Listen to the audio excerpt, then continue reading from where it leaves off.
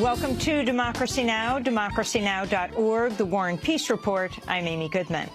Republicans have emerged from Tuesday's midterm elections with control of Congress for the first time in 8 years. In the most expensive midterm election in history, Republicans took control of the Senate and strengthened their majority in the House. Republican candidates won at least 10 of the day's 13 closely contested Senate races, giving the party control of the Senate for the first time since 2007. Kentucky Senator Mitch McConnell is expected to become the next Senate Majority Leader after defeating Democrat Allison Lundergan Grimes. McConnell celebrated his victory in Kentucky. Friends, this experiment in big government has lasted long enough.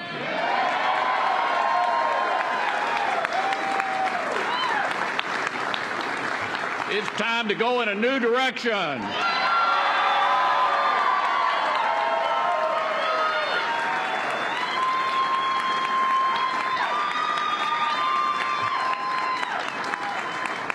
It's time to turn this country around.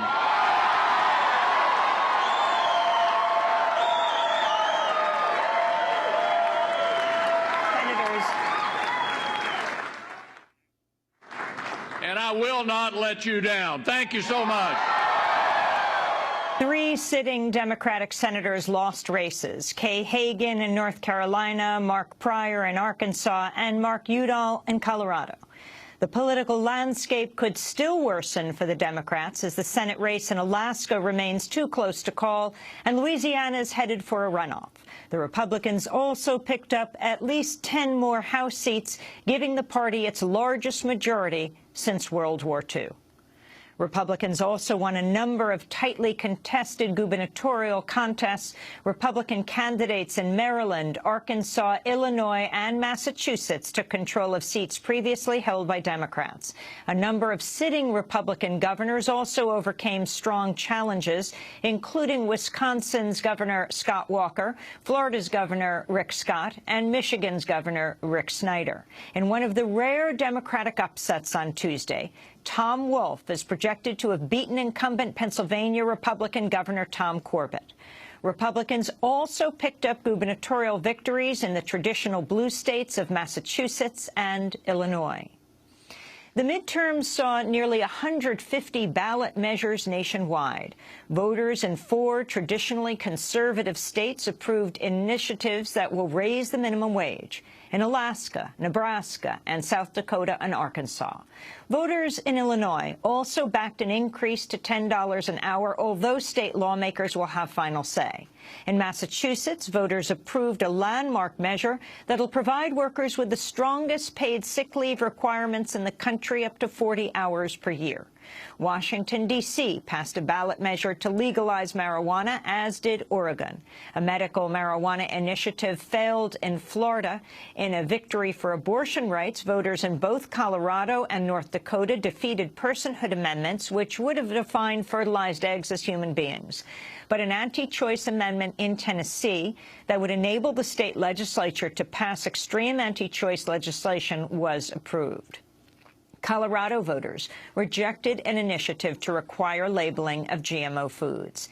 The agribusiness giant Monsanto spent $4.7 million to defeat the measure. Voters appear to have defeated a similar initiative in Oregon, but it remains too close to call. In Washington state, voters approved the day's only major gun control measure, imposing background checks on all gun sales. We'll have more on the midterm elections after headlines. A top al-Qaeda leader has reportedly been killed in a new U.S. drone strike inside Yemen. Shawki al-Badani, head of al-Qaeda in the Arab Peninsula and deemed a global terrorist by the U.S., was among 4 people reportedly killed in a U.S. strike overnight.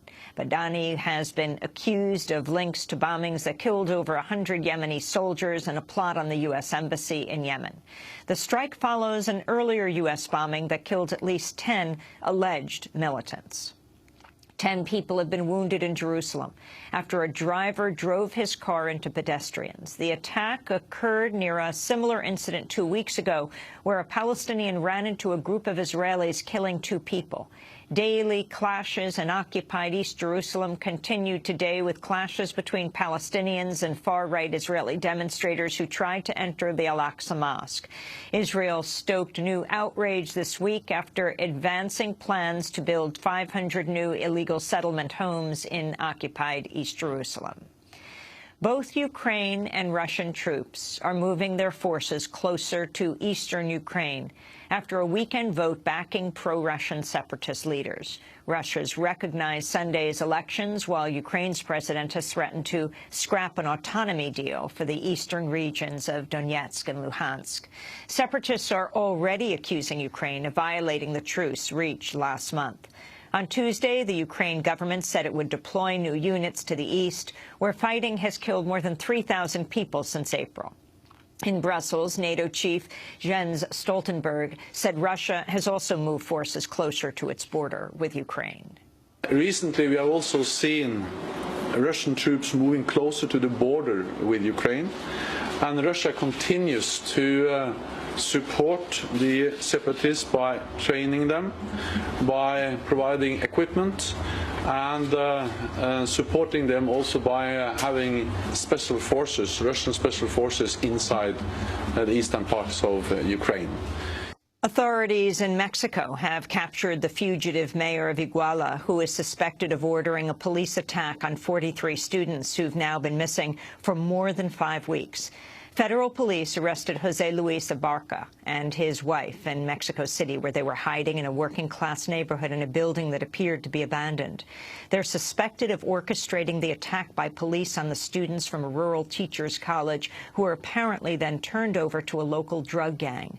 The mayor's wife is accused of being the gang's leading operator. The group fled Iguala in the southern state of Guerrero amidst an investigation that has netted more than 50 arrests and uncovered remains in multiple mass graves, none of which so far have been identified as the students. Family members and protesters have continued to hold out hope the students are alive. And those are some of the headlines. This is Democracy Now!, democracynow.org, The War and Peace Report. I'm Amy Goodman.